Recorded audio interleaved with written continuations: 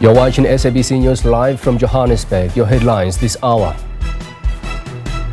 It's a dark weekend for South Africans as Eskom implemented stage 3 load shedding from yesterday afternoon. Gauteng Police Commissioner Tommy Mtombeni says the province has recorded 6.5% decrease in serious crimes between October and December 2024 as compared to the previous year. We are calling on the new authorities managing the city and the province to do everything necessary to ensure that justice resumes its activities quickly. Violence escalates in Bukavu, Eastern Democratic Republic of Congo as vigilante attacks surge following the army's withdrawal, while Rwanda-backed M23 rebels attempt to establish order and consolidate control.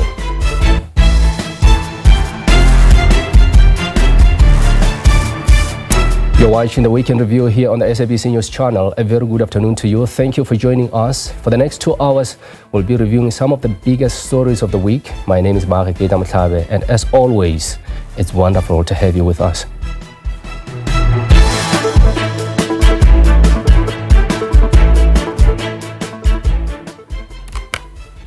Now, the Minister of Electricity and Energy, Dr. Johannesburg Ramokgopa, hinted at the Africa Energy Indaba during the past week that Finance Minister Enoch Godongwana might signal the way forward in terms of the private sector financing the country's transmission grid expansion in the upcoming budget speech.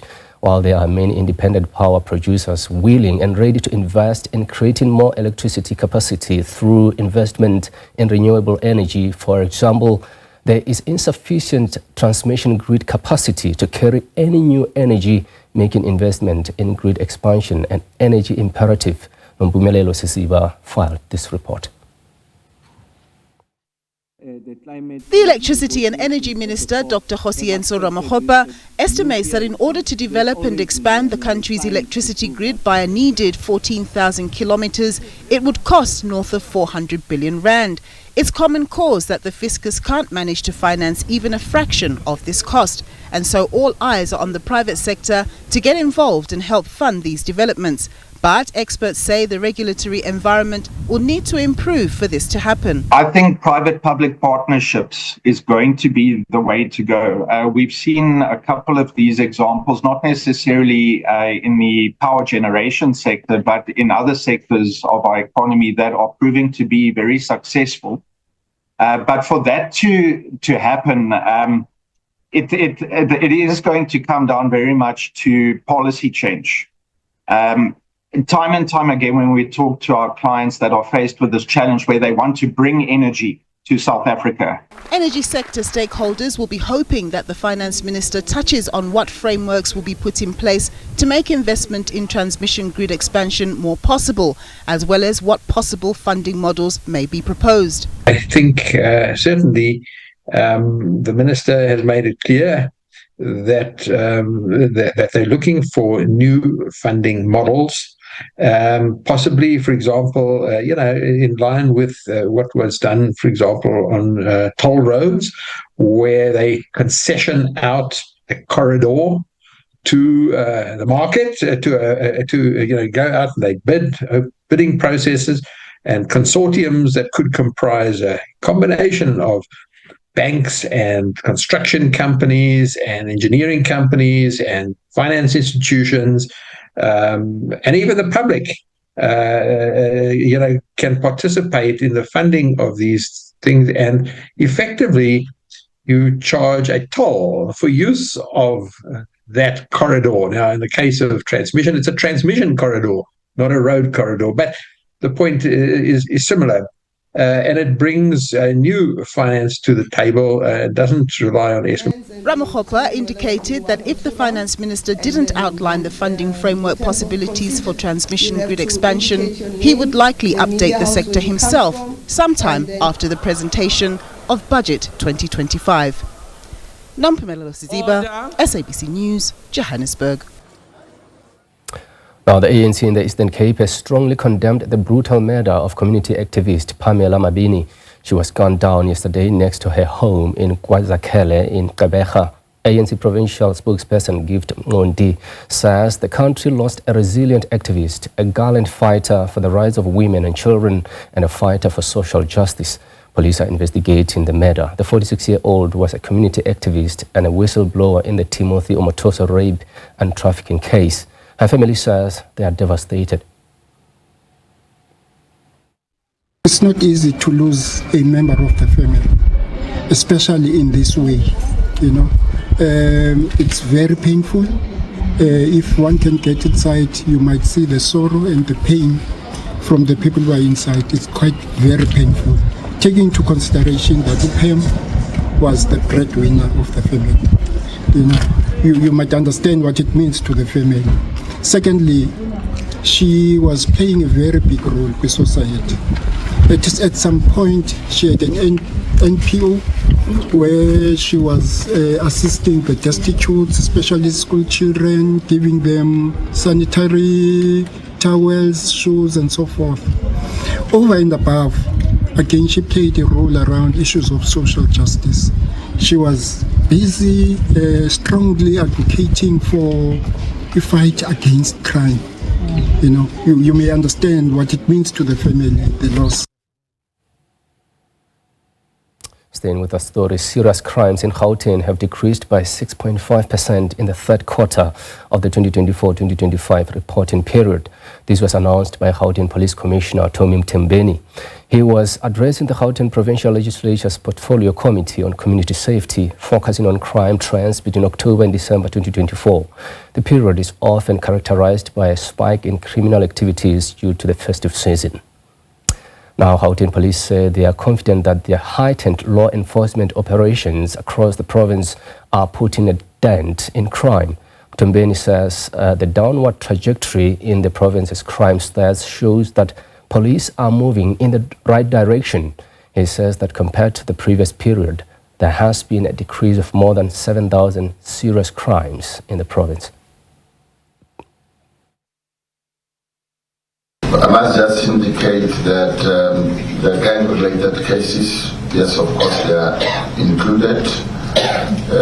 Why? Because as and when crime is committed, even though it's committed by the gangs, it's either where maybe a firearm is used in an attempt to kill somebody. Such a case will be registered as attempted murder. If it's a murder, it will be murder.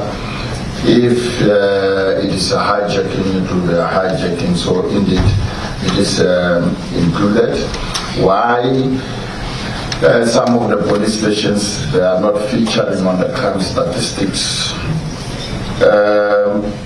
Note has to be taken that the reflection of the station, more especially the national top 30 stations, and the provincial top 40, which we have reflected in terms of the presentation, the provincial top 40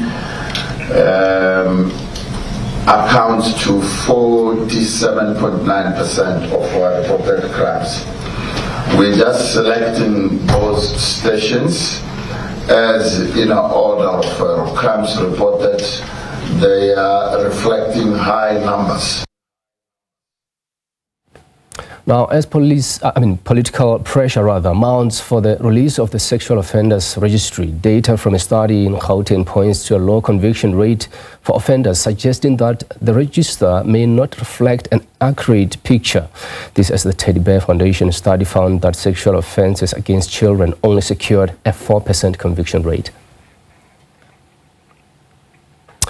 Well, now, moving to this story, Minister of Electricity, Dr. Johannesburg is currently briefing the media. The briefing comes at a time when South Africans face stage 3 load shedding. The power utility says this is due to the loss of generation capacity. Let us listen. We were able to liquidate both as Eskom and as a country, because it's going to stunt the potential for growth in the country, is going to undermine the key aspects of the growth story that the President had articulated during the occasion of the State of the Nation address. And of course, it's got huge implications in relation to, as I say, economic performance, and also the degree to which we are able to replenish the National Revenue Fund and be able to finance a number of initiatives broadening the flow of the social wage, ensuring that we are able to accelerate the infrastructure development in the country, because if the economy is not growing, you are unlikely going to broaden the revenue streams of the country. So I really want to say that exceptionally disappointed about the events that have happened. Of course, I come to you in the past 30 days or so, the 1st of February, we came in on the back of, again, some failures at Letabo and Matimba, and we had to say that we're going to initiate stages of load shedding, and then we came back again around the 20th, 23rd of, 22nd of February again, to say on the back of the events that happened at Majuba and Camden, we had to initiate load shedding. And we are coming back to you almost a fortnight later to convey again the kind of progress we are making in addressing the most recent setback. So if you were to ask me, this is one press conference I really don't want to have because we are explaining why there's load shedding. As I said before, there shouldn't be load shedding in the first instance. We really want to have a conversation around how we are confident about our ability to ensure that we eliminate load shedding once and for all. But we do have an obligation, like we have said before, for us to be transparent in the manner in which we are communicating the state of the grid. We are able to ensure that there's elevated levels of accountability from the highest echelons, and of course it starts with me as a Minister of Energy and Electricity. I want to make the general observations, and then we'll then share with you where we at, because when Eskom issued the power alert, it did make the point that on account of the challenges we have had at the Kubek unit number 2, the challenges that we have had in relation to the 2 units at Kusile, unfortunately, we had to initiate load shedding because we needed to protect and replenish our reserves. So we'll give you an account of where we are in megawatt terms. What are those the power stations or the units that have gone out? How far are we in relation to our own commitment and the level of ambition that we have set to ourselves during this window? We have made the point that we are confident that come Monday, we should be in a position to get out of this current bout of load shedding. So we'll give you an account of where we at, and also confirm that indeed we are still on that track. And I think at an aggregate level, I want to make the following point, is that although we are still continuing to move in the right direction, if you had to do a longitudinal study where we started, an analysis rather, where we started in 2023 at the peak of load shedding, the intensity of planned maintenance on the back of the support that we have received from National Treasury, the trend line, the aggregate trend line is still going in the right direction. But I think the 3 episodes that we have had, the 1st of February, the 22nd of February, and now this 5th, 6th of March, have not helped to ensure that we remain on that course. So it's a significant setback, and that setback is immense. It's immense because it erodes the public confidence in our ability to finally resolve load shedding. It is immense because it disrupts the lives of ordinary people. It is immense because it also erodes, if you like, market confidence on our ability to ensure that we resolve load shedding. Although we do characterize it as a setback, and you will see that the degree to which we are able to go into that load shedding and come back quicker, I think just confirms the fact that we're getting this right. We are moving in the right direction. But what it does is that on aggregate terms, from the unplanned capacity loss factor, is that during this period, I think the past 3 weeks or so, we have seen that we have battled to remain below 14,000 megawatts. And in fact, during that period of stage 6 load shedding, we are going even much closer to 17,000 megawatts, which is what we had experienced during the intensity of load shedding. Of course, we are able to bring the units quicker. Of course, there's planned maintenance that has been aggressive. As we go into the winter period, it's going to taper down.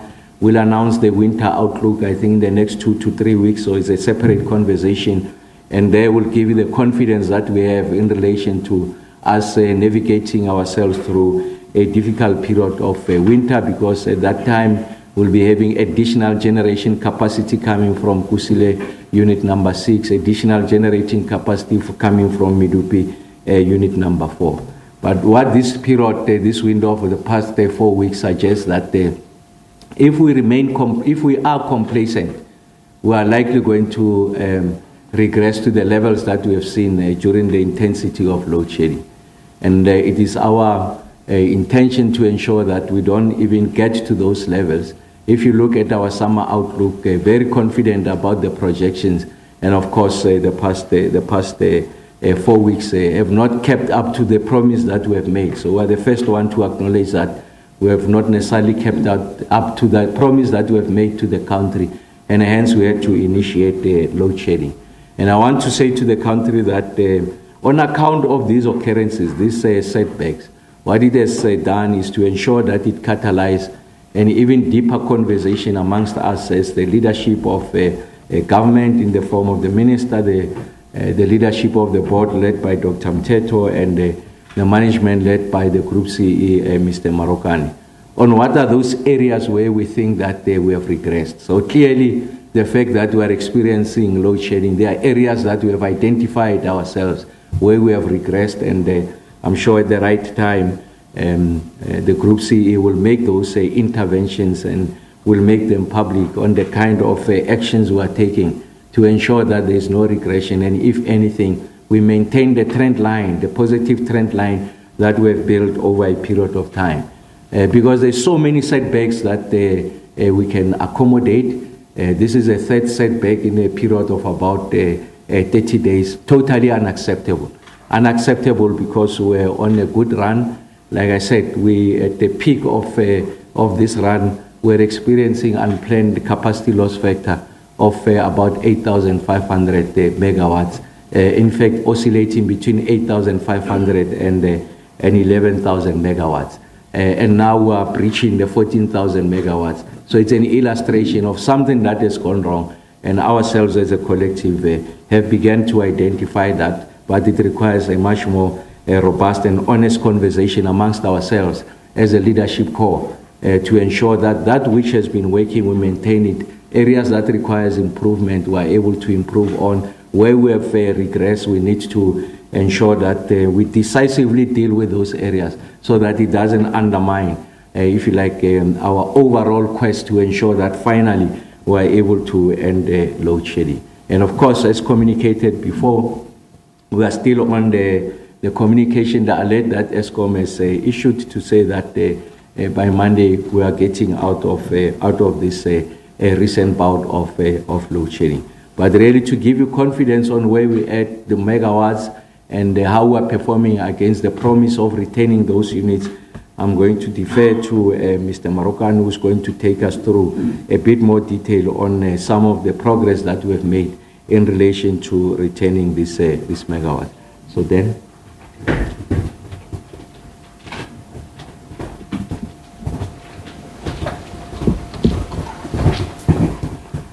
Thank you, Minister. Good morning, ladies and gentlemen.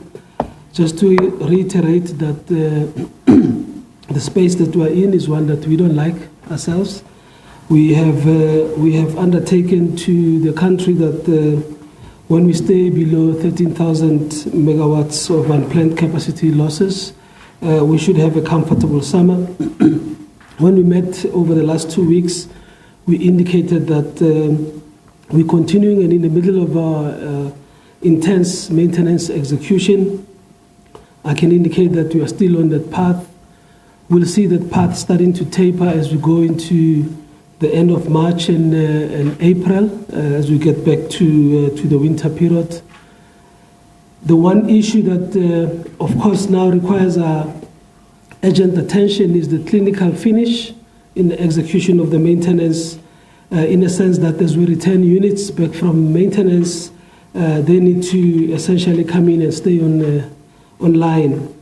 What we have seen in the last week, which is essentially trying to explain what transpired and led to the events of yesterday, is that whilst we had done the maintenance, a number of units slipped in terms of their due dates for returning from outages. And we saw slippages in the order of about 1,500 megawatts that are adding to the unavailability, unplanned availability. And when that happens, and you have a combination of big units that have challenges, Kubek is one of those that's been off for a week now. And you had a suboptimal coaling activities due to the intense weather in the vicinity of Kusile, as we saw Thursday evening into Friday. You have no room to respond. It is on the back of this that our attention is really shifting towards getting back the tight discipline of executing our maintenance and getting the return and reliability of the units from maintenance window to be such that we do not have this massive slippages adding pain to us. We've seen the unplanned capability loss factor rising from around 15,000 in the middle of the week, and yesterday running all the way to 18,000. This is what triggered the stage 3 load shedding in the middle of yesterday. What have we done since then? Since then, we've returned 3,200 megawatts by this morning. So quite a number of units came back, including those 2 Kusile units were back by last night at 10 p.m. And this morning, further units came through to give us that reduction in the unplanned losses. We're now sitting at about 4,500. Tomorrow we expect some 750 megawatts of capacity to come back, and the remaining 2,800 by Monday morning. This will include the return on Kubek Unit 2 that's been on breakdown since last week Sunday for one reason, and subsequent to the resolution of that reason, we have encountered 2 separate challenges in the run-up to it, which are now getting attention. The last one getting attention as we speak, and we should be having that unit planned for return on Monday morning. Going forward, as I said, the intensity of maintenance tapers towards the end of March into April. We should have no associated unavailability due to slippages, so we should be eradicating a lot of those slippages and having much more availability of our fleet. And this will require some sharpening of our execution capabilities and shaping up and supporting our management teams at the various sites a little bit more to navigate the complexities that we are dealing with at the moment. Where are we headed to? Our plan is to finish the maintenance as outlined earlier, to get value out of it, with ensuring that slippages do not occur and the plants are available. The second part, our focus remains on bringing new capacity. We have indicated that Kusile Unit 6 is going through its last stages of commissioning, and we expect it to be synchronized to the grid by the middle of March, around the 18th. And we should, at the end of March, early April, have the Medupi Unit 4 also synchronized. It is the combination of this maintained units or units coming out of maintenance and the new capacity that will essentially form the backbone of our entry into the winter period and the winter period plan, which we'll announce at the end of March once we've gone through this window. As indicated, our focus this weekend is to recover reserves. We had to rely on our reserves this past week as the unplanned losses were slightly higher. We've had to rely on our reserves, and they've carried us quite well. As we speak, the dams levels are improving, and we should be there more or less by tonight, early hours of the morning with the dams. We have switched off the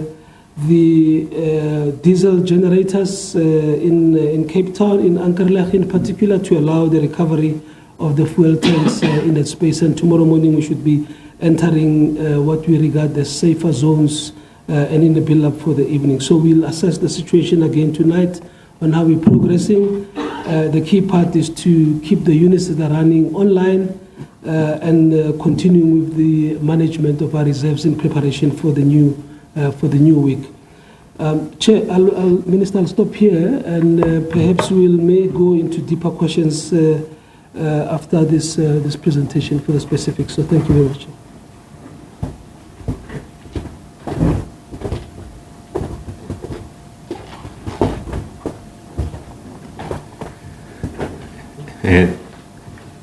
Good afternoon to the viewers. Both the Minister and Dan have spent quite a lot of time to help us to understand where we are with regards to this current incident. And also the Minister reflected on some of the past incidents with also the view of saying we seem to be moving in the wrong direction. This is not something that is in line with where we want to be. So what I'm going to focus on is now, as the board, we have a responsibility. We've got a responsibility of making sure that this entity, Eskom, is an entity that delivers on its both commercial and social mandates. But where we are right now, we have, in this current year, failed 3 times. You know, we have called, stood up here, have to face the nation, having to say that we're experiencing load shedding. This is clearly something that is not acceptable, and this is something that we, as the board, also feel this is not acceptable. And we have made the decision that things are not going to be business as usual within Eskom going forward. If you may, who can all of us take a step back and look at when we first joined this board in 2022, we were experiencing a crisis.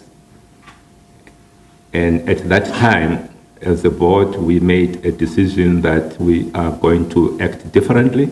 We are going to be an engaged board. We are going to engage and work alongside with management and help management to be able to address some of the challenges that we were facing at the time. But about a year ago, we created the space. Naturally, we need to, because our role as a board can never be about running the operation. It has to be us providing the necessary support to the management, and which we did. But right now, I think we do not want to see a situation where we go back to where we were in 2022. It is not something that where we want to see, and it's not something that is going to happen. We know what got us to be where we were when we had 8 months of no load shedding. It was at the back of discipline. It was at the back of making sure that we do the right things right all the time. That was very important to do that. We created and put together some support structures that helped management and together with the employees to execute on the maintenance that was done, which we did in 2023. We put together a support structure as in an independent service provider that was giving management the necessary support and was also giving to the board early warnings around when things were not going right so that we can support management in the right way. I think we need to go back to that kind of structure going forward to make sure that we really instill the culture of accountability. We instill the culture of making sure that when we say we do things, we do exactly those things. So the board going forward will be working alongside with management and helping us to get back to what we have been used to, what we know that this team is capable of doing. You may have seen in us in the past being the big cheerleaders of management, and we needed to. Many times people were asking the question, why should you even be, celebrating or congratulating people, a fish for swimming? We were very strong with the view and the belief that we have to continue to support and recognize people when they are doing the right things. And we did that. But we also are not confused about our other responsibility as the board, that responsibility of making sure that we provide the oversight. We make sure that we are holding people accountable. It is really at this time now that we have to be stepping up even more, making sure that we get back to what we know that this leadership team is capable of. And so that is what we're going to be doing. We've got a committee of the board called the Business Operation Performance Committee, led largely by engineers, and also we've got a number of accountants in that committee. It is the committee that is going to be helping us to look at all of these incidences and start to look at the patterns and get to the root of what are the systemic issues. What are the systemic issues that we are facing right now? And those systemic issues will typically be in the areas of process, of systems, and most importantly, around people. And once we have identified those, and then we have to put intervention in those areas to make sure that we eliminate those systemic issues. So we have asked this committee of the board to do exactly that, to work with the leadership team to make sure that these are brought to the surface as quickly as possible, so that we can, as the team, together with, of course, the shareholder, support management to eliminate whatever issues that they are currently facing. So with that, we're looking forward to making sure that by Monday, we said Monday at 5 o'clock, we would like to lift load shedding. We would like to make sure that that gets done. But beyond that, we have a job to do, and that job is to help support management to address the systemic issues that seem to have come back. So with that, then, I'm going to ask Tsakane to come back. Thank you.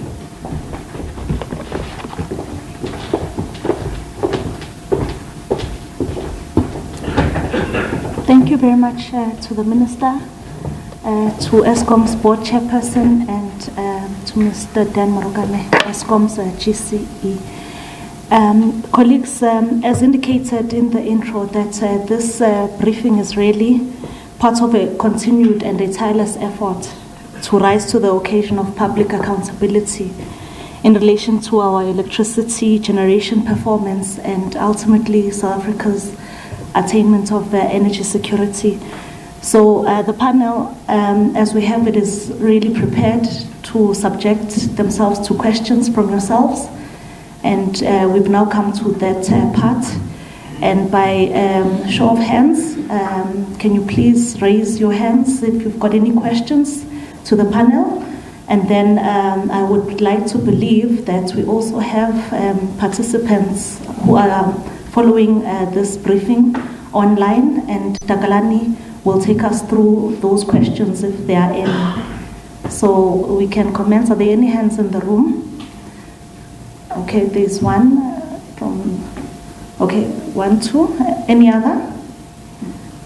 So in that order, we'll start with yourself. Thanks. Okay, and Linda from ENCA. I'd like some clarity on the areas where you have regressed. What are those areas actually? And the minister stated that this is the third setback in 30 days, elaborating that of course it's unacceptable. So where exactly is this accountability that you keep stressing? Who is not doing their job here? Also, I think a concern for South Africans is how load shedding is kind of just brought about at a drop of a hat.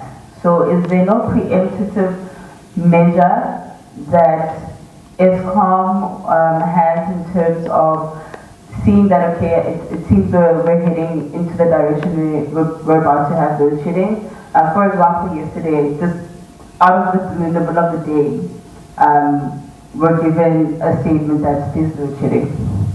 And then just lastly, the stages of load shedding have also been quite high. Is there a reason you could give for that, for example? And then lastly, the chair said that things won't be business as usual. Can he elaborate what does that actually mean practically? Thank you. Thank you, Slindelo. We'll go to Batlao.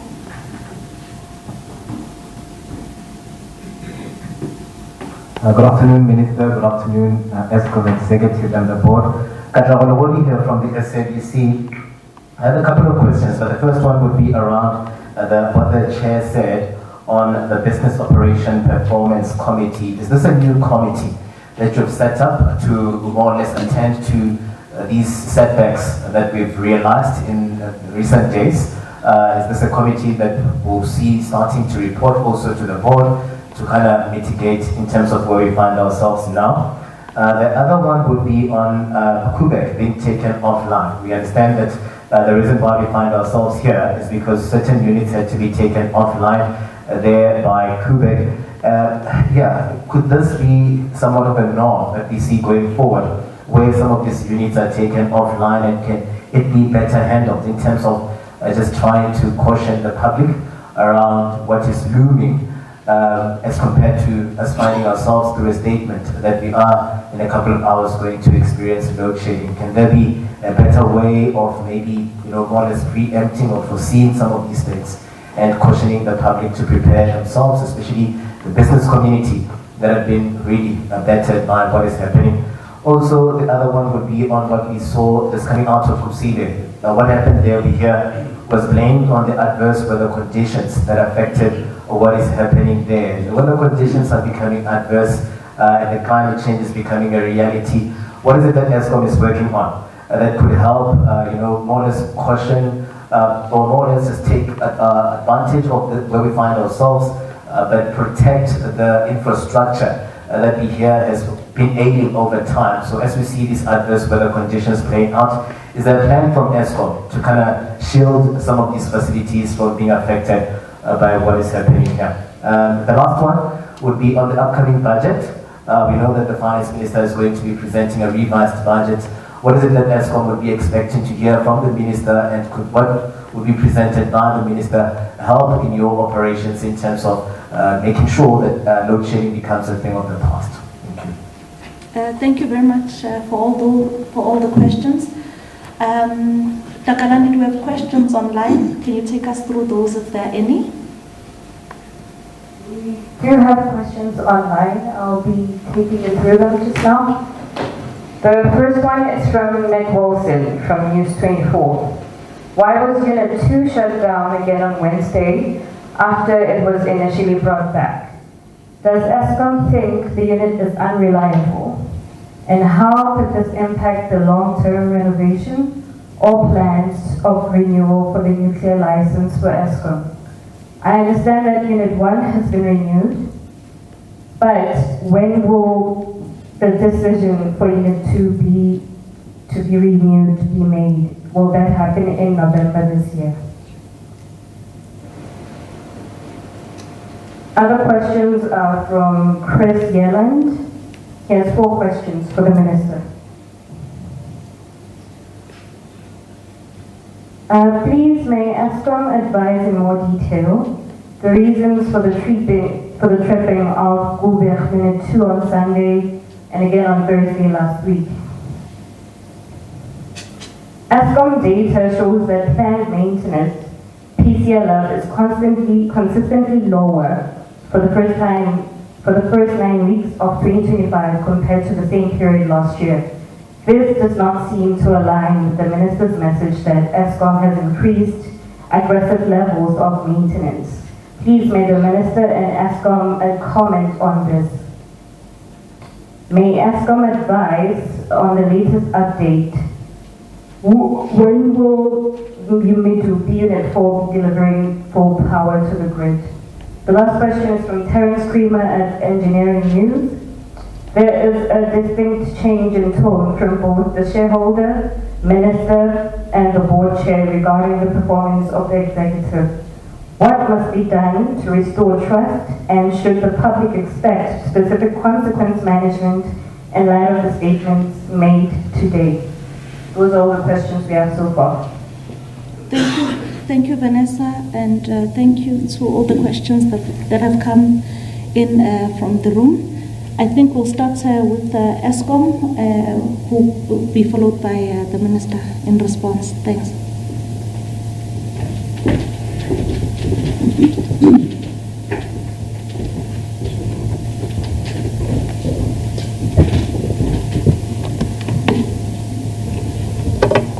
Let me deal with the questions that came from Silindela, the ones that I'll handle, and I'll leave the rest to the board chair and the minister. The question relating to the areas that have regressed, in my presentation I alluded to the fact that whilst we had planned for high levels of maintenance, PCLF, what we've seen is that when these units are meant to come back, we experience slippages, and that translates to unplanned or translates to your UCLF immediately. And that level in the last week, and if you go back maybe one more week, ranged in between 1,000 and 1,000 megawatts. That shows a drop in discipline in terms of execution effectiveness of the maintenance, and it's a matter that we are refocusing on ensuring that we deliver as per plan. It talks to the level of readiness when we execute, before you execute, but also the discipline in making sure that the quality of work is up to speed. It's something we've done before. It's something that we now need to pay attention to. And our focus on supporting the management team with additional technical skills in sites that are affected by this is precisely to close up on that gap. So we are rejigging, we'll rejig the support to ensure that we get the effectiveness that we anticipate in that area. As to the amount of time that's given before load shedding is initiated in terms of the warning, we do give indications of the systems being tight every of the Friday afternoons.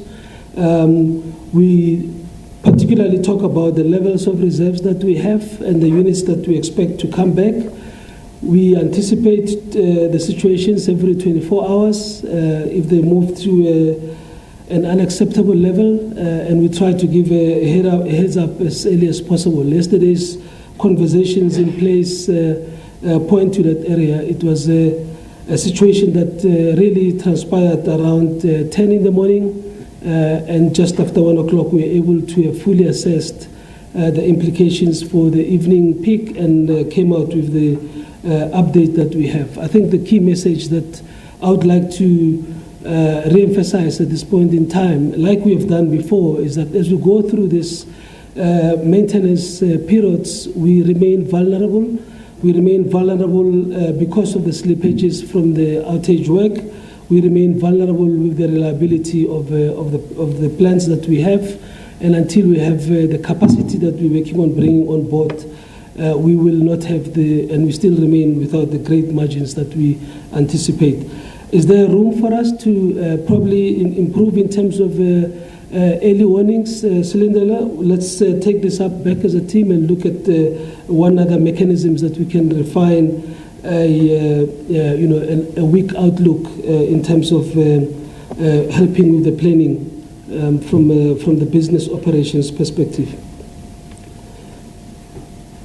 What are we doing in terms of the climate resilience from the business perspective? I think in all fairness, this is the 1 year where, if you recall, we had most intense rains, in the Gauteng areas and in Mpumalanga, in the Vaal, very, very heavy rains that affected our mining operations there. You did not hear us say that we've had to completely shut down because of the outages occasioned by the weather. And that's because we continuously improve on our continuity plans, from adjusting our operational procedures and anticipating a bit more. But as we will all accept, the extent of the weather pattern variations continues to surpass even the planning levels that we have. The fact that we could recover Kusile yesterday in a short space that we did from its outage at 10 o'clock in the morning, and the first unit coming back just before the evening peak, and the second one just before 10 p.m. is also testimony to the effectiveness of some of the operational plans that we have anticipated and we have brought into play. There will always be some disruption. The whole idea is to minimize that, to contain it in the first instance, otherwise minimize it to as little as possible at time. So we do look after adjusting our ways of working to respond to climate change. And there are other examples of how we have managed to maintain our systems even in areas where we had experienced intense snow, if you recall, in the last year. But this is something that has to be an ongoing focus, as we can never be foolproof from it. The Quebec unit coming offline, is this going to be a norm? No, none of our units must be offline. They must only be offline at plant maintenance time. They must run in between those periods. What we had at Quebec was a trip, and Beggy will explain it perhaps a bit more. It was a trip that we experienced last week Sunday, and coming out of that trip, we experienced two other separate issues that we needed to attend to, given that the plant had been brought to a standstill and may have brought in some changes and transients in that case. What are we expecting from the budget? You'll recall that Eskom is going through the debt relief program that the government announced 2 years ago, relating to the 254 billion rands of reducing our debt. The allocations are done on an annual basis. Our expectation is to hear from the minister how that will be handled for the remaining period of the 3-year window, and we all eagerly anticipate clarity around the resolution of the debt.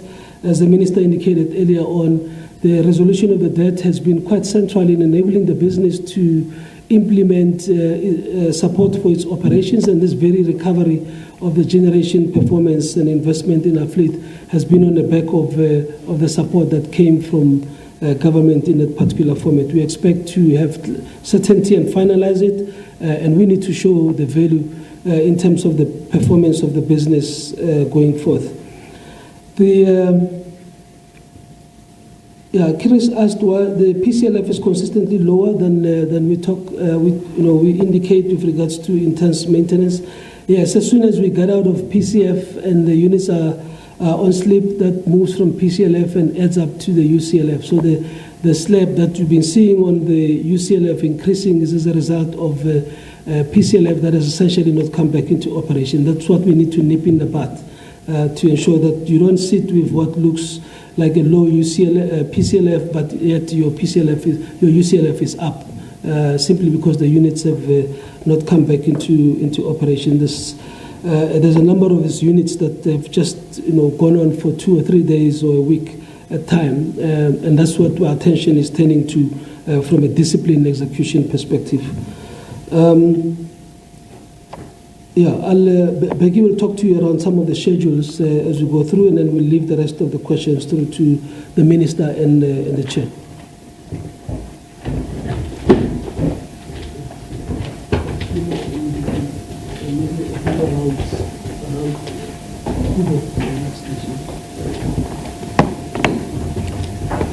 Okay, thank you, GCE. Good morning, Minister and the Chair, and also the public. Yeah, I think the issues of the schedules at Kusile, that maybe just touch on that one. For Unit 6, it is a new unit. We are finalizing the work. We should be starting the test from Monday for about 5 days. So obviously, one of the reasons we do this test is also to prove that the machines are correct to go onto the grid. When they do not go as well because it's also wrong to put the machine just for the sake of it. So we want to make sure that our team do the right things. And I also want to concur with both the minister and the chair that they have got the right not to be happy with the current situation. And as a team, we're working very hard to restore that confidence into the public. So our teams are fully on the ground to deal with that. There was also a question about Quebec in terms of how is this going to affect the license. Let me also say that in terms of the nuclear safety, there is no issue at Quebec currently. And that is our first prize in terms of how we run this nuclear facility. That whatever happens, we will make sure that we don't compromise on the nuclear safety. The incident that we are having now is more the defects that we had on Wednesday, where we had to take Unit 2, unfortunately, down. But just from the upgrade of these 2 units, we have seen a tremendous performance, even on Unit 2, doing exceptionally well, giving us even additional megawatts. So, save for that, we are still quite confident with the team that is driving that we will drive to get this unit as soon as possible by the end of this weekend. The Medupi Unit 4, we are also now at the critical stages of commissioning. So there's a lot of issues, obviously, when you pick up on the new units. So we are still confident that we should start making it in by the end of the month, first week of April. That will also give us some reprieve. The last point I want to touch on, when it comes to the current outages, hence also sometimes the slippages, we are also doing major refurbishment, major upgrades, sometimes putting in newer plants on these things to deal with our emission program. So those commissionings also take some time, but the teams together with all our partners that we're working with, we are doing everything to ensure that the employees and also the public is safety in terms of our operation. So yeah, it is a bit of a tough times we are going through, but we are hopeful as well. We've seen the clearer weather as well today that will help us to also speed our recoveries, because this thunderstorm, as we have seen at Kusile this week, I mean, our Kuliata are outside there, so it means when it happens, we need to withdraw the people as well for their own safety, and those create some delays which compound. But we will continue to build up our plans. We have been so far very successful with dealing with all the issues that was coming through, as the CEO was saying, but we need to continue to see how do we plan for the summer period, maybe differently going forward as well, because we've seen that the traditional high summer and the low reserve might not be an ideal approach as well. So maybe we need to spread our maintenance across all the seasons. Yeah. Thanks. Then I think I've covered most of the questions that you took.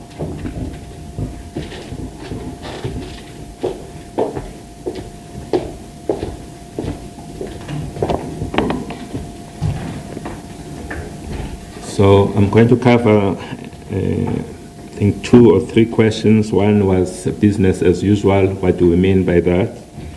Then another question on the Business Operation Performance Committee. There was a question around that. And then Terence, a question around consequence management. Let me say upfront that this board has got complete confidence in the leadership of Eskom, the leadership of Dan, and the leadership of Beki. We've got complete confidence. When we say that we are going to be changing things, it's not going to be business as usual. It means that we want to work alongside them, we want to support them. We may be doing things that ordinarily board should not be doing, be engaged a lot more. So that's what we mean. For example, when we joined this board, one of the things that we did way back then was to engage directly the power station general managers. We wanted to hear directly from them what the issues were. And gaining that insight helped us to come up with the plan, the generation recovery plan that we're talking about now. So it's the same now. The issues may have changed, we don't know, but we want to have that direct engagement. Of course, we're not bypassing anybody, through the committee, having direct engagement with the relevant people to gain insights, because that's the reason why you had board members that have got this expertise to provide the necessary understanding, bring their experience into the equation to help us to all address whatever problems that we are facing. So that's the business. When we say that it's not going to be business as usual, it means exactly that. It also means that there are sometimes a lot of explanation around things. You can always come up with an explanation around things and rationalize. We're saying we're not just going to accept that. We're not just going to accept just because we've got an explanation, then we're comfortable. No, it's not going to be like that. So we're going to interrogate, we're going to question, we're going to challenge people. So that's what it means. It also means that when we have leaders or managers or operators, people have been appointed into those roles. They must do what they have been appointed to do. The leaders must lead, the managers must manage, the operators must operate. If a person is unable to do that, maybe we find a way to support them to be able to do their job, or maybe they're in the wrong job. So we need to have those conversations, and that is what we mean by making sure that it is not business as usual. Because at the end of the day, we know that what this entity is capable of. It's an entity that is capable. We've demonstrated for 8 months. We can continue to do that, but if people are complacent, we end up moving in the wrong direction. So that's what it means. It's not going to be business as usual. When it comes to the Business Operation Performance Committee, that committee, we were not just forming it now. It was established when this new board was appointed back in 2022, because they felt that we've got so many engineers who can provide, and also CAs who can provide the necessary support and guidance to management, to put together a committee that is able to do that. That committee was established then, and it's a committee that continues to provide that technical support to management. And when we looked at the last 3 incidents as the board, we felt that it is the time now that committee, when we say that we are going to be engaged, it is through this committee. It's not like all of us are going to be going over and trying to be all over management. It is through this committee of the board that will be engaged. And then it is the committee that will then come back to the shareholder and also to the board, and with recommendations on how best we can support the teams. But it has always been there. With regards to consequence management, this is something that we continue to do. It's something that we will, if people need to, if we need to have difficult conversation with people, that's what needs to happen. So that's why when we're saying that leaders must lead, managers must manage, it means that in situations where there needs to be consequences, they must be comfortable in having those difficult conversations, the leaders and the managers. Yeah. So with that, then I'm going to ask the minister to come and address us.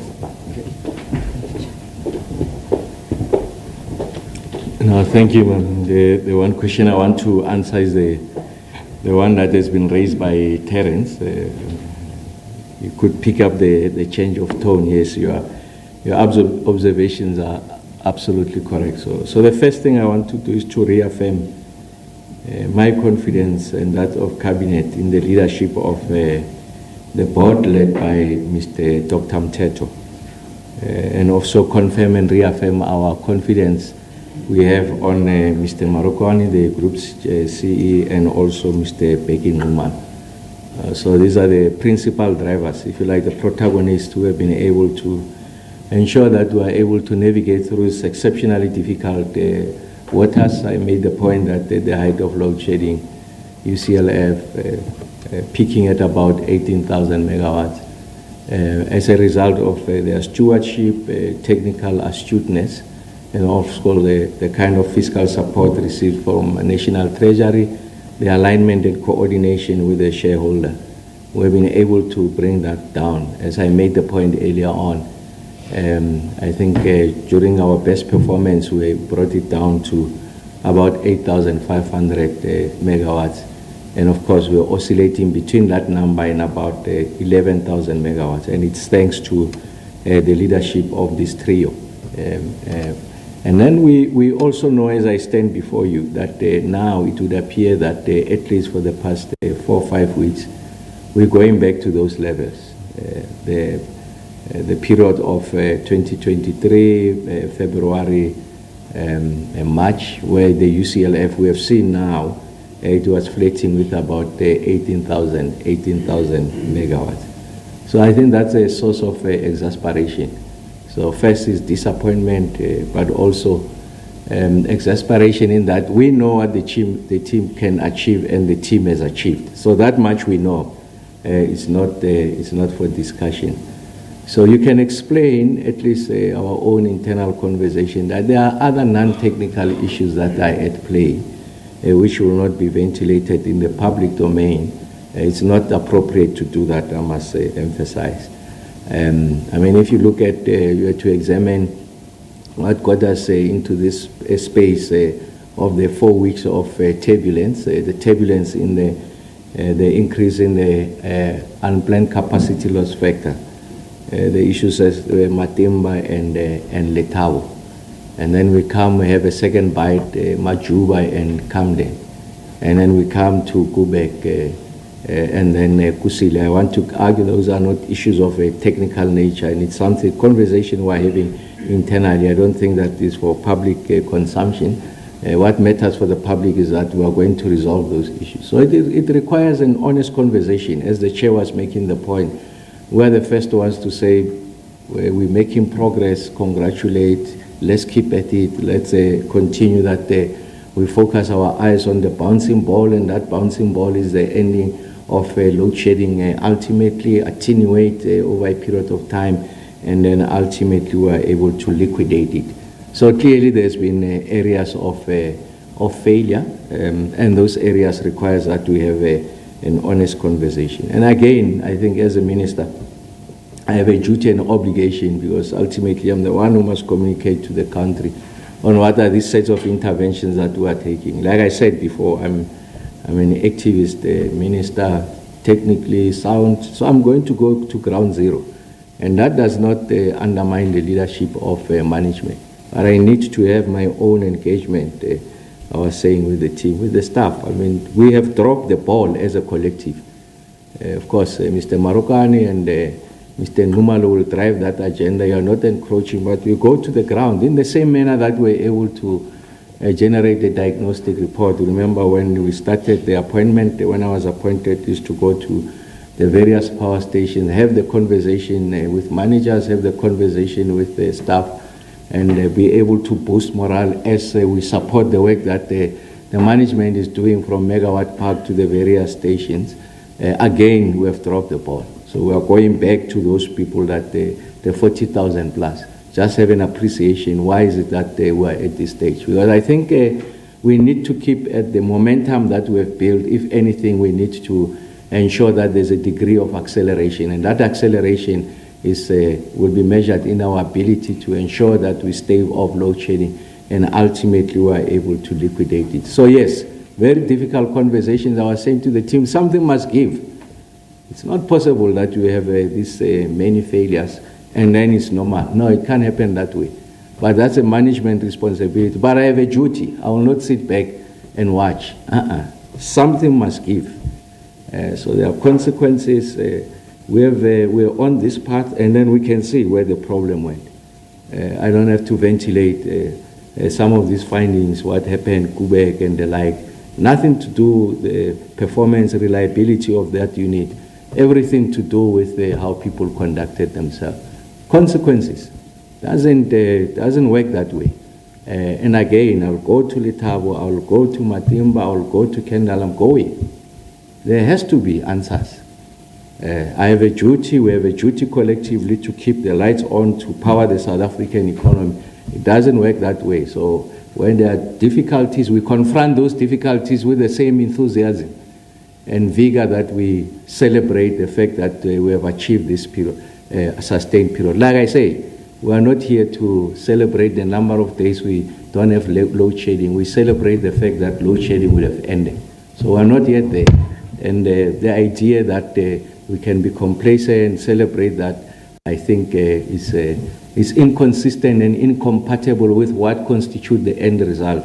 Of course, in the process of doing so, when we achieve these milestones, we recognize those milestones, 100 days, 200 days, 300 days, but ultimately, the biggest milestone, the biggest trophy is to liquidate load shedding. Yes, those conversations are happening. That's not for the public.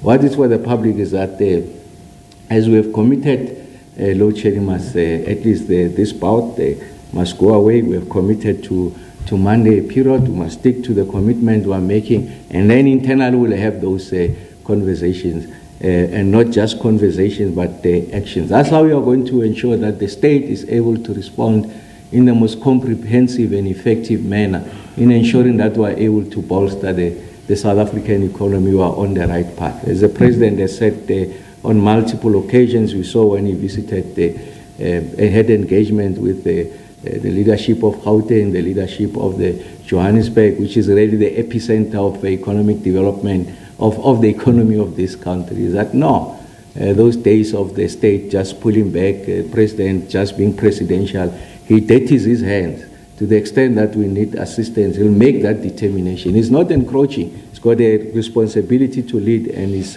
able to illustrate that leadership. So we're taking cue from there in the same manner that we've been able to achieve the kind of progress we have made with the colleagues here. It's important that where there are missteps, that we are able to correct them. And where there has to be casualties, there will be casualties. There are things that are non-negotiable. We are at that stage. Casualties will be there in the quest to ensure that we are able to stabilize the grid, we are able to end load shedding. Like I said, exceptionally uncomfortable to come to the country. Every time explaining yourself, we apologize, load shedding, it will come after 3 days it's going. And after 14 days, I stand before the public, essentially undermining, like I said, the quality of life of our people, major disruption, undermining business confidence, factories to be able to operate, because they just don't know that at which stage is it going to come, when is it going to come, the planning is not in place. We can't have an economy that operates on a stop-start basis as a result of load shedding. Like I said, very decisive action. That will happen. It's not me who will communicate it, it's the management that will do it. There are no holy cows. We are going to address this because we know what we can achieve. We have achieved it over a period of 8 months. So it comes from that place. We know what we have achieved, and we know that it can be done, and we can see where the ball is being dropped, so that I can confirm that there will be those consequences. But that's for management and the board to make that determination. The shareholder also has a right. And that's why we'll be going to those power stations. We'll go Tuesday, then a break of the budget, we'll go Thursday, we'll go Friday. That engagement will happen.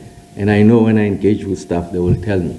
Other things, so I don't place just sole reliance on the written reports. I think that conversation is important. You open a platform for that conversation. You democratize the solution finding. Very important, because that's what also got us here. Our ability to mobilize to energize the base, our ability to galvanize the base, that critical mass of the 40,000 people, they are the ones who are principally responsible for that period of 7 to 8 months. It is they who must continue to contribute. The leadership will make sure that the leadership is provided, but we take everyone on board and ensure that we get to understand what those issues are. But yes, we go to ground zero and understand what this situation is. Why is it that we are here? I have a sense, by the way, why we are here. It's not for public consumption, but I can see why we are here. And clearly we have dropped the ball. That I take accountability, and I've once more want to convey my most sincere apology at the disruption, at the failure of us to live up to the expectation that we have created. We know that we've got both the capacity and the faculties to resolve this question, this problem that is we are confronted with, and I'm confident we'll do that. But now we're going through very turbulent waters, adverse headwinds. I can tell you a significant number of these, nothing to do with the technical issues. We know where the problem is, and we'll resolve that problem. Thanks.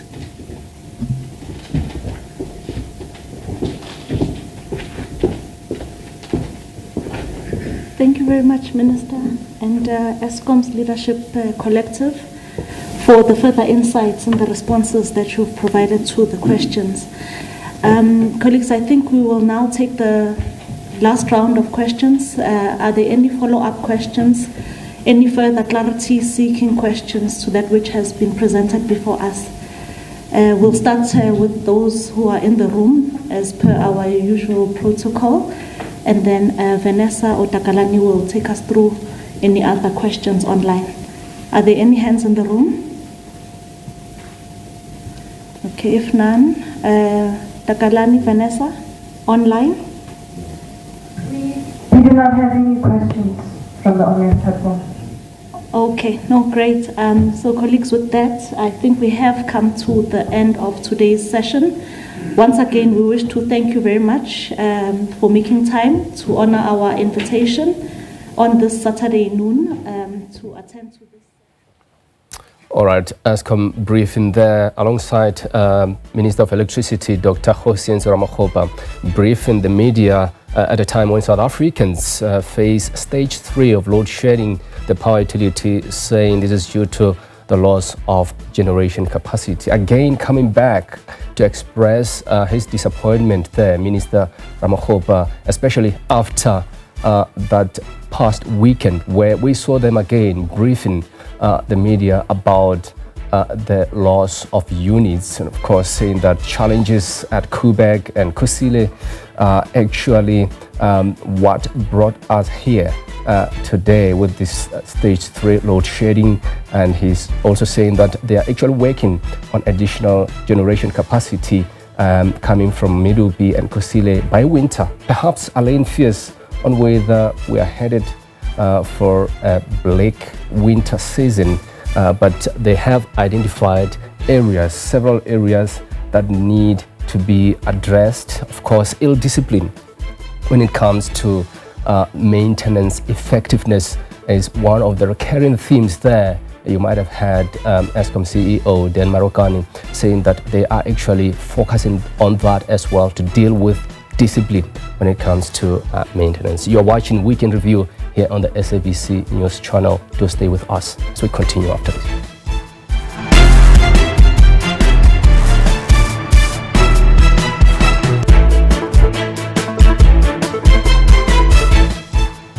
Welcome back and thanks for staying with us. The Campaign for Freedom of Expression has slammed intentions to lay treason charges against AfriForum in solidarity. It refutes claims that their actions are not tantamount to that crime. This was in response to Police Minister Senzo Mkunu's utterance in the National Assembly, stating that police were taking the charges very seriously.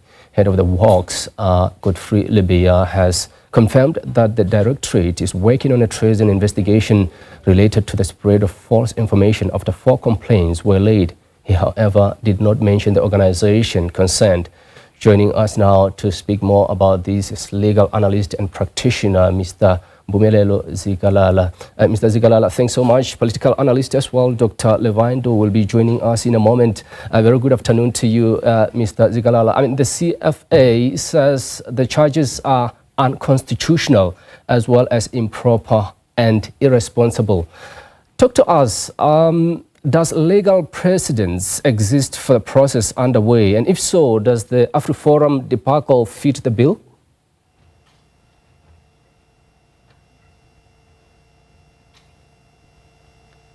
All right, Mr. Zikalala, can you hear us? Yes, I can hear you. Good afternoon. How are you?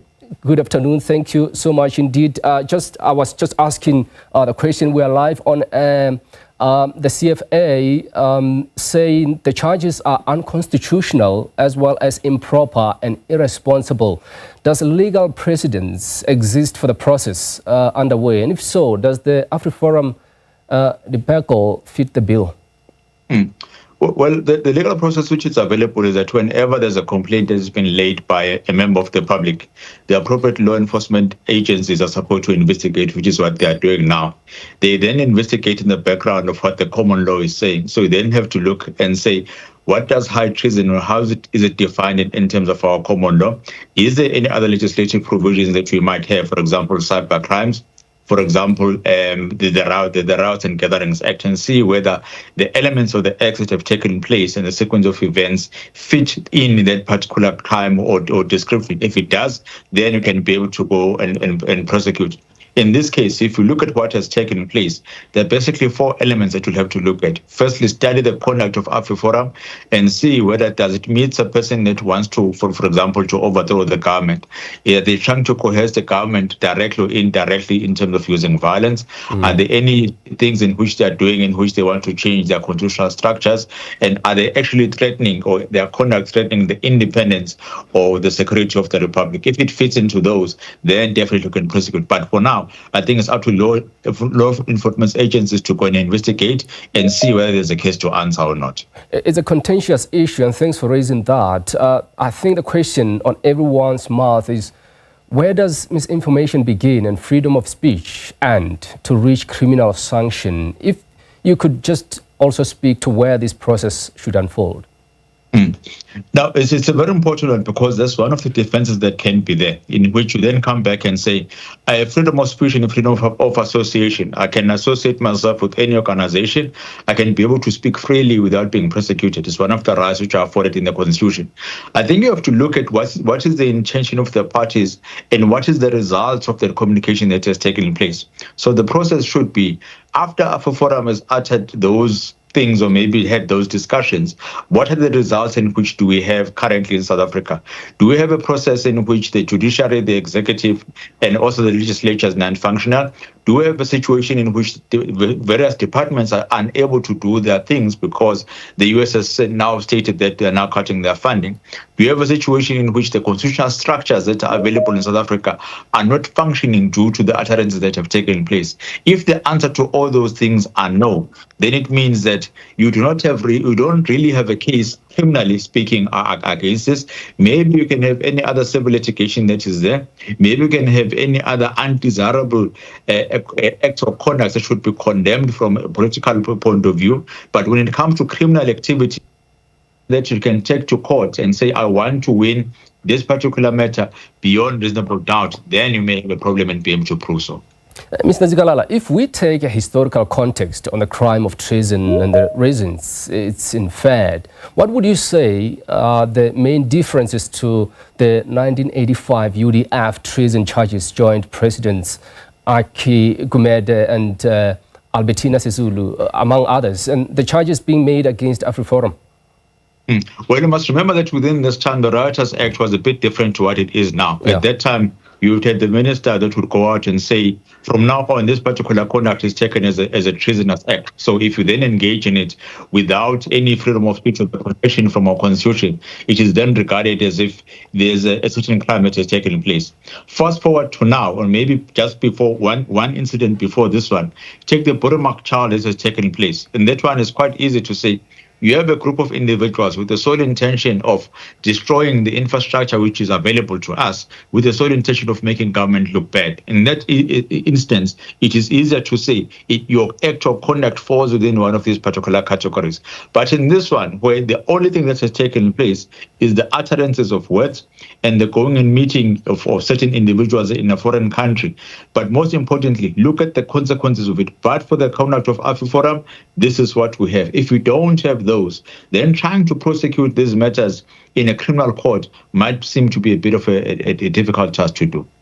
Mr. Zikala, let me thank you, but let me bring in Dr. Levine Ndo here. He's the political analyst. Very good afternoon to you, Dr. Ndo. I mean, given the immediate action taken by the U.S. president to suggestions that there is genocidal intent against white Afrikaners, is it heavy-handed to view AfriForum and Solidarity's actions as tantamount to lobbying for cohesion, threaten South Africa's existence or security, or force a change in constitutional structure?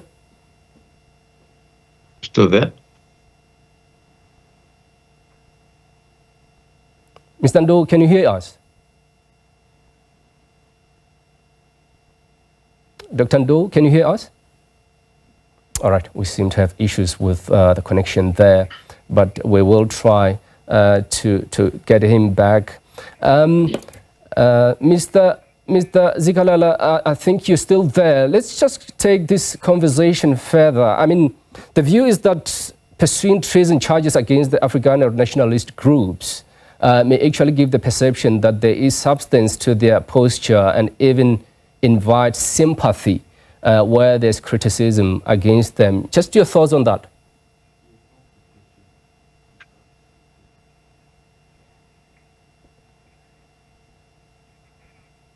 All right. Mr. Zikalala, can you still hear us?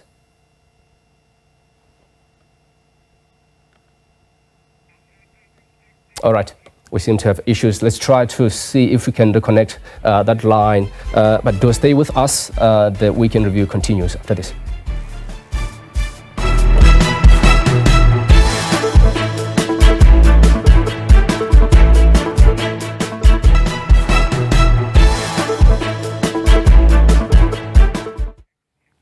Welcome back, and we move on to this story now. Recently, President Cyril Ramaphosa visited Johannesburg, and his experience highlighted the city's pressing issues.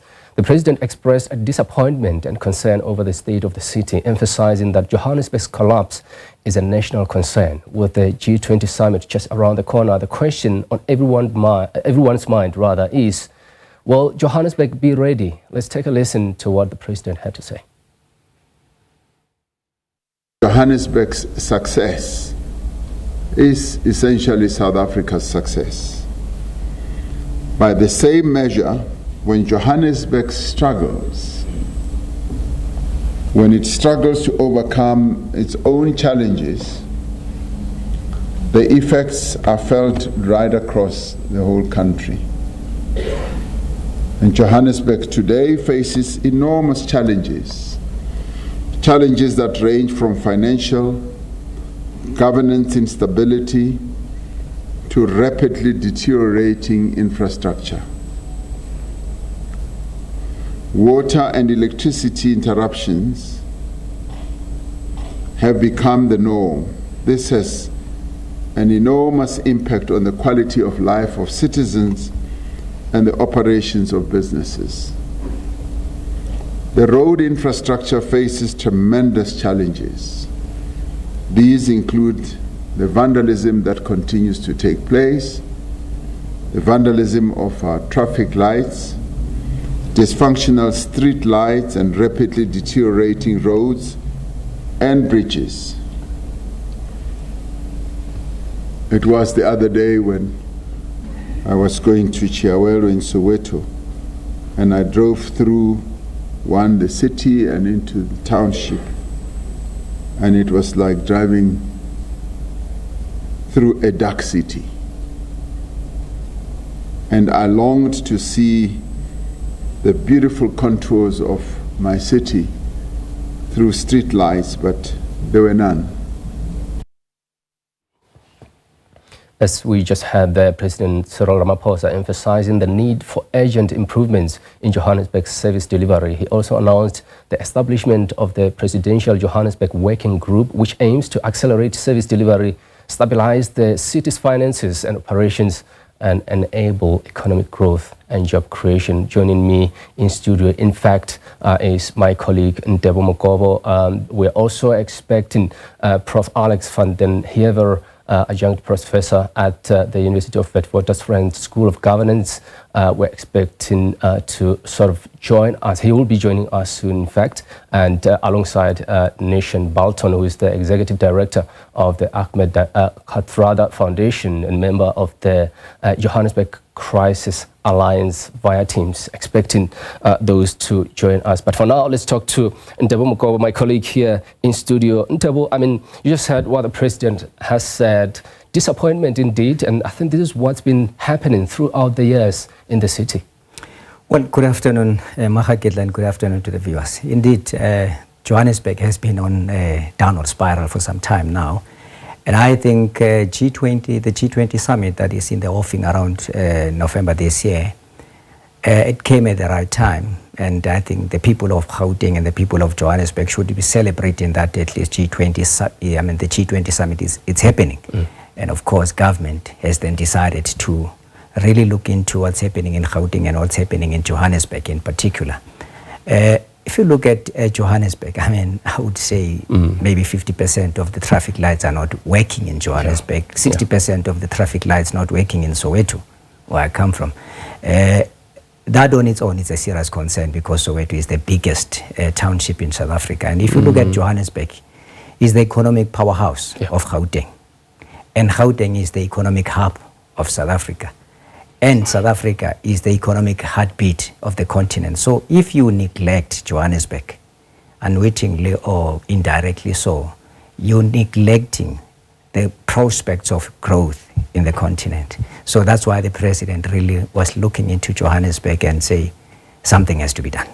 And Premier of Gauteng, Banyazale Suvet, pains as well to apologize to the president for what's happening in the city of Johannesburg. But what are they attributing this negligence to? You see, if you look at what had happened to New York, for instance, there was a gentleman who had happened to be the mayor, Rudy Giuliani. Rudy Giuliani, when he wanted to turn around New York, the first thing that he did was to focus on the NYPD. The New York Police Department. You can't have anything good in an environment of lawlessness. So the first thing that you need to do is to look at, is there an environment, a conducive environment to do anything really? If you look at Johannesburg, South Africa, partly the problems in South Africa can really heap them on the police because the police are the ones to ensure law and order. If you go to Johannesburg city center, it's chaos there. Anyone can just wake up one day and open up a spaza shop on the middle of the road, and it's happening. And police are there; they're not doing anything. They try, but if police see these people as a potential ATM, moving ATMs, people that they can make money from, you can't get anything right. So the first thing that needs to happen in Gauteng and Johannesburg in particular is that you need to have the metro police that are alive to the reality of the decay of the city and the decay of the province. So that's where you need to start. You can come up with all sorts of things that are good when you theorize them, but practically you won't achieve anything if you don't sort out the police. The police have to make sure that there is law and order in the city center. It didn't go well, down well with residents after that statement. I think just a couple of days ago by Mayor Dada Marrero, when he said that they were actually focusing on rules that would actually be used during the G20, and people weren't happy.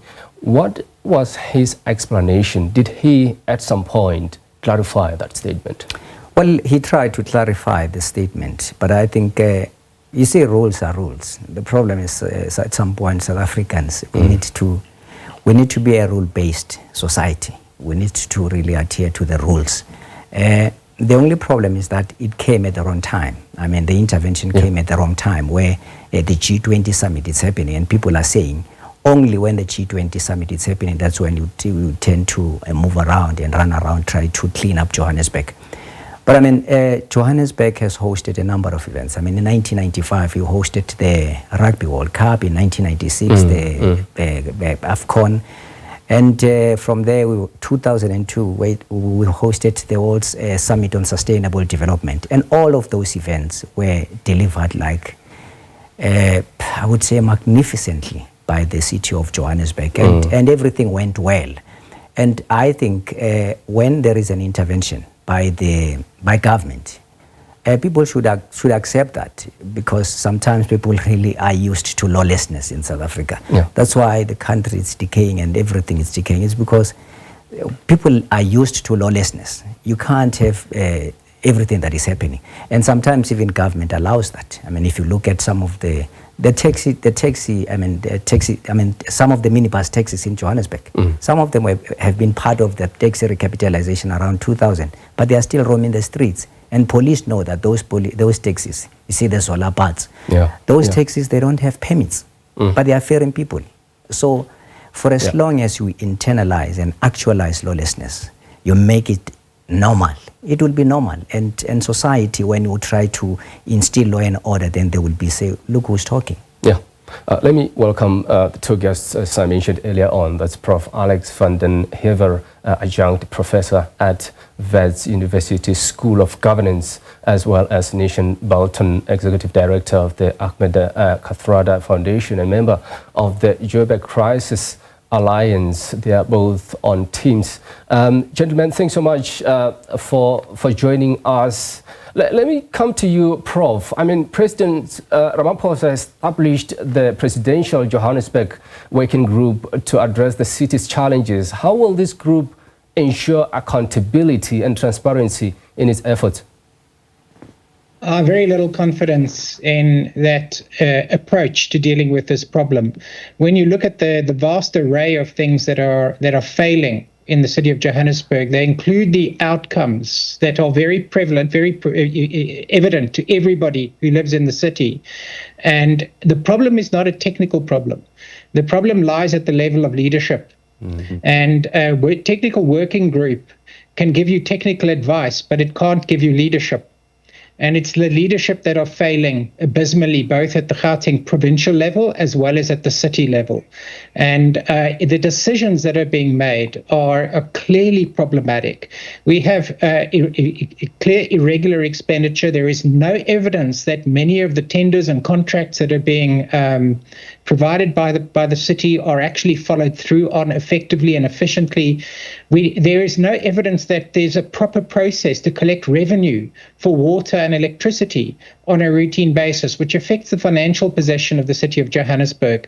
And in many cases, you've got major departments and functions that have an enormous capital requirement. They deal with physical infrastructure, but those particular departments are spending most of their money on human resources and not on actually fixing roads and fixing robots, fixing traffic lights, fixing anything, bridges.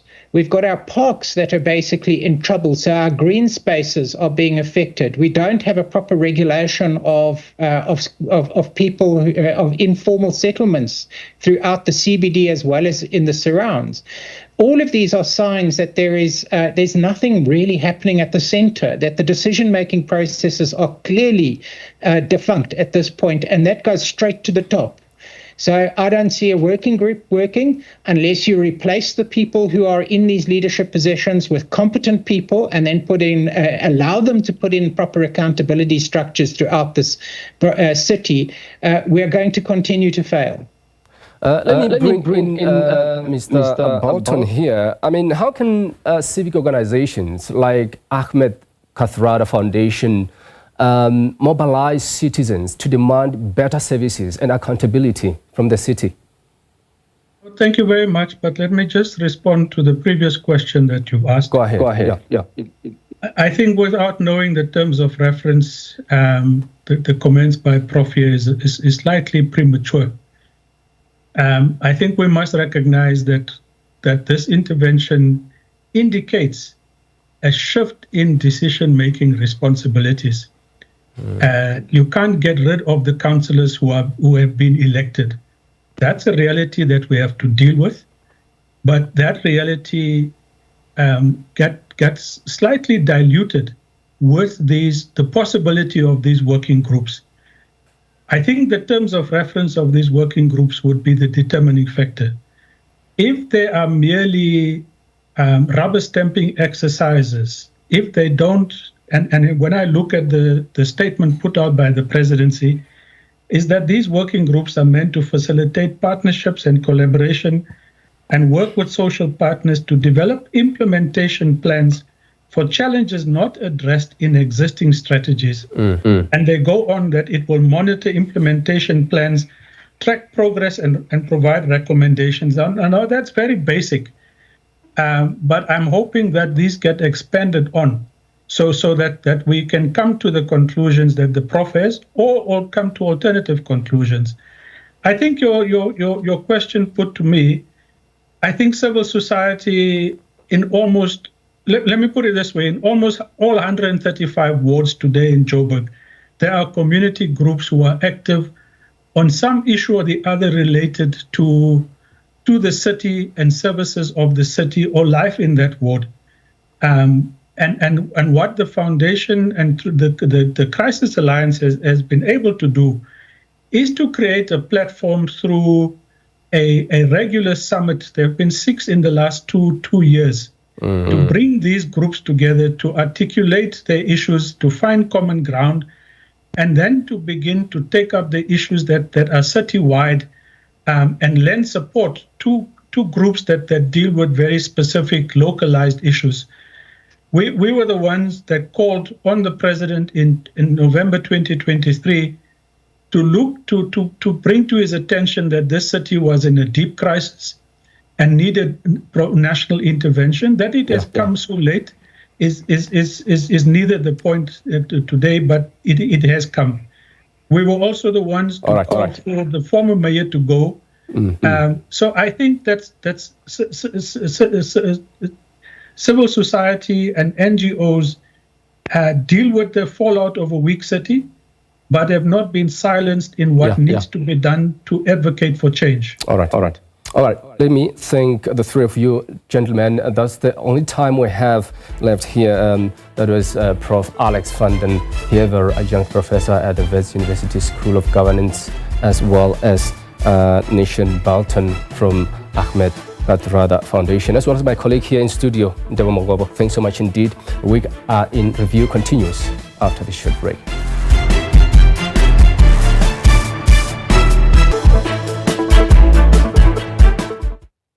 Welcome back. Cricket was first brought to South Africa by the British in the early 1800s, and by the 1880s it had established itself securely.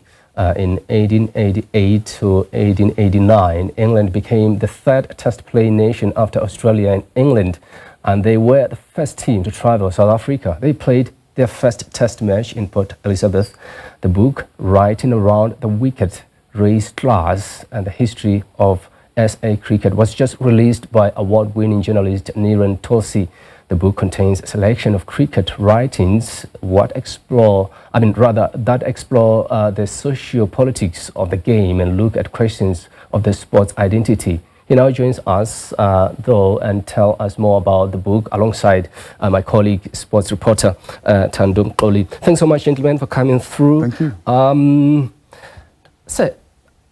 Thanks so much indeed. I mean, you have built a reputation as one of South Africa's top writers and commentators on politics, justice and corruption.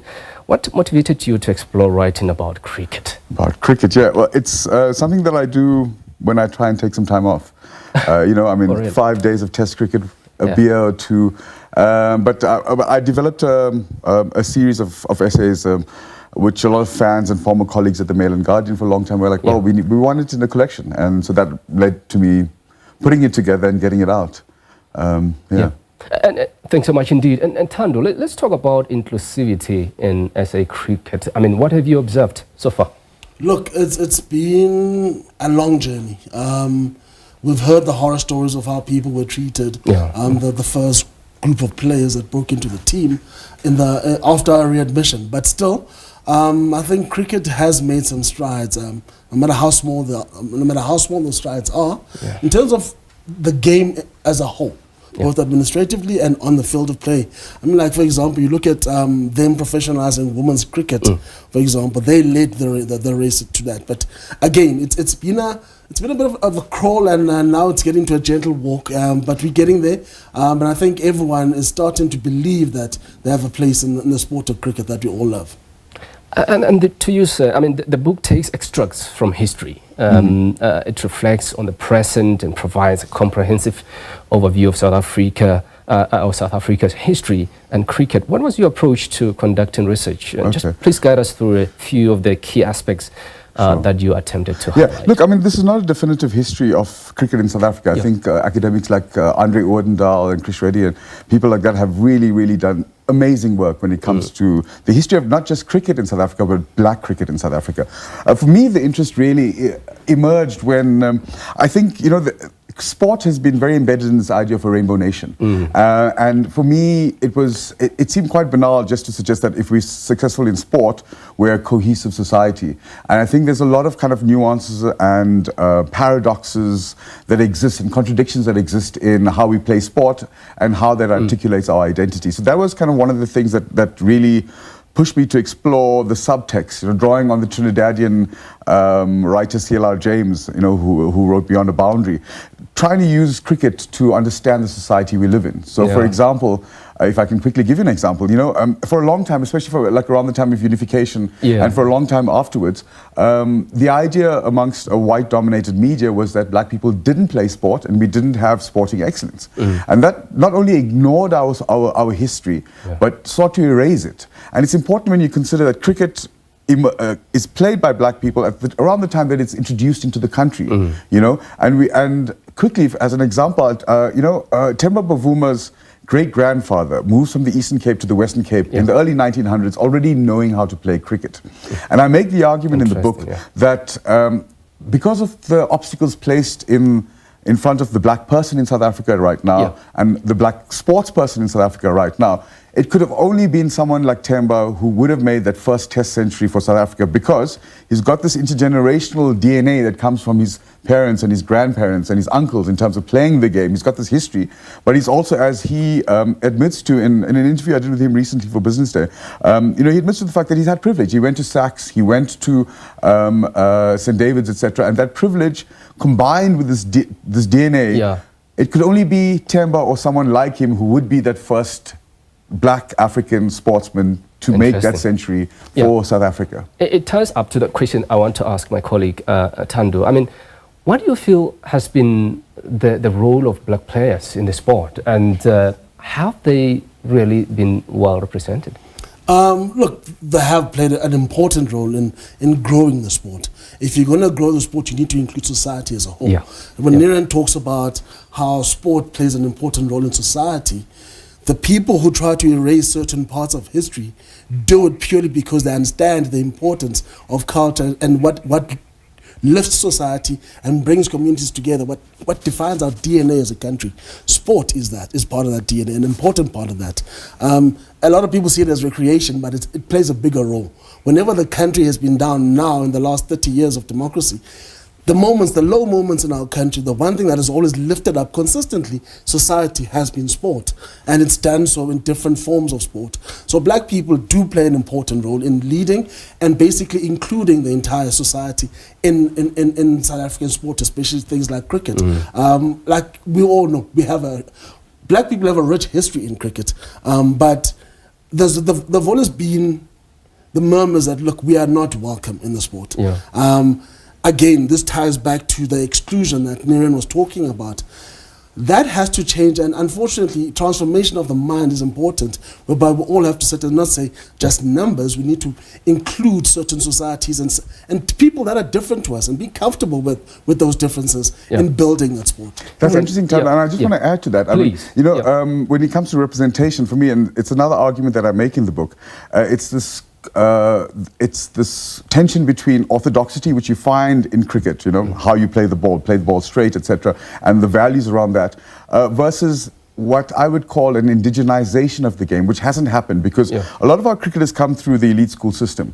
What you're seeing is you're not seeing the gully cricket being played in Langa, etc., being articulated in the South African national team. So what does it say about our identity, how we understand ourselves, and how we interpret cricket as a representation of ourselves when, you know, we're playing a very narrow version of the game versus maybe something which the West Indies did in the 70s and the 80s, which Sri Lanka do in the 90s as well, where they own the game to the point that they can speak back to the center, to the power, whether it's white, whether it's colonial, etc., in a new way, in a new language and a new articulation of the game. Just talking about that, a guy like MS Dhoni, for example, was one of the most unorthodox cricketers if you watched him play, but he's one of the most brilliant cricket minds. Interesting. That the game of cricket has ever seen, and that comes from societies adopting their own style to the game and in implementing their own style. For example, in soccer, you've got the dribbling skills that are uniquely South African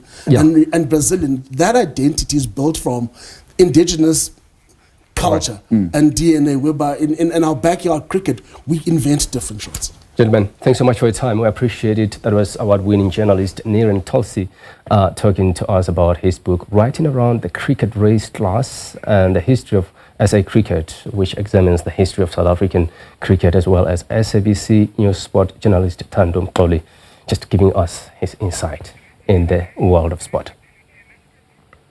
Now we're staying with sport stories. Former Bafana Bafana forward Benni McCarthy is the new head coach of Kenya's national team.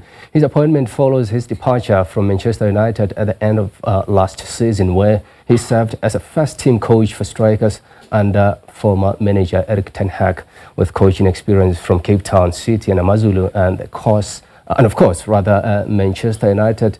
Does McCarthy's appointment bring hope for glory for the Harambee Stars? To better understand this, we are joined by Sunday Times sports editor and columnist Barengbatu Gorgeous. BBK, good afternoon to you. Thanks so much for joining us. Can you tell us about Benni's development as a club player, national team player, and before venturing into management at Cape Town City and AmaZulu before joining Manchester United?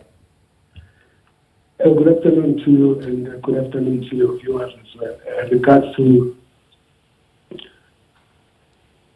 Hello? Yeah, you can go ahead, BBK. Like there was a pause there. Thank you. Yes, Benni McCarthy is somebody who is a football person through and through, coming up from playing football in Cape Town, in what you call the Gangsters League, very rough neighborhood that he came through. And he was spotted and got to find himself playing for Seven Stars. Seven Stars, the team that was part of what was amalgamated into Cape Town City, and making sure that you are making a team that ended up being the Ajax Cape Town. Being seen as a player playing for somebody like a Gavin Hunt in his young age, and then also progressing to become a part of Ajax. Ajax being Ajax Amsterdam, where he really started to come and for himself as a player. And made such a mark, having played also for the under-20s and the national team in South Africa, under the good eye of Coach Shakes Mashaba, graduated to the under-23s, and he was part of the squad that made history by becoming the first to qualify for the Olympics. You remember the days of Amatruk as they were sponsored by Sasol back in the day. And the world was watching. The world was watching this prodigious side of South African football. And as a major part of his career at his young age, for me at least, was when he emerged from Burkina Faso. This was the 1998 Africa Cup of Nations, where South Africa went as champions, having won in home soil in 96, and finished as the losing finalist to Egypt in 1998. Benni McCarthy scoring 7 goals in the tournament, finishing as the top joint goal scorer with Egypt legend Hassan, and also being nominated as one of the best players of the tournament. BBK, what do you think could have attracted him to the Kenya job? And is it a good move in your view? I think that Benni McCarthy is a man who likes to challenge himself. He's never been somebody to hold back, even in terms of expressing himself.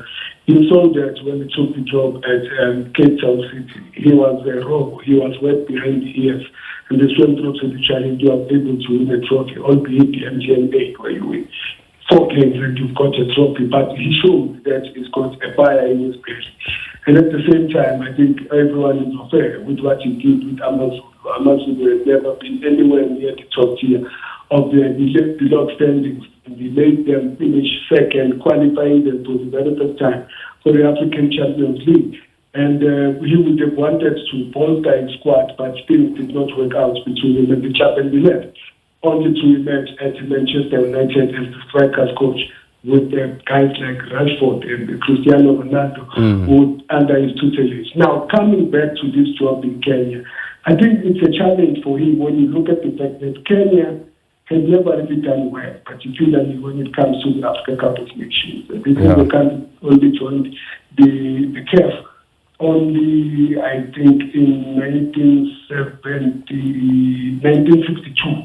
They didn't qualify for the AFCON, and every time they've either not qualified or have been unable to emerge out of the group stage. Right now, what could have been the deal for Benni is to say Kenya are in the running for the 2026 World Cup. In their group, they currently have fourth.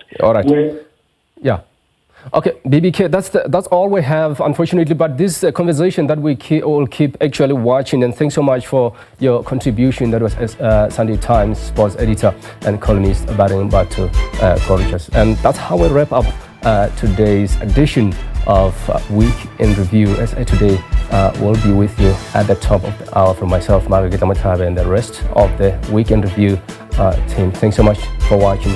Take care.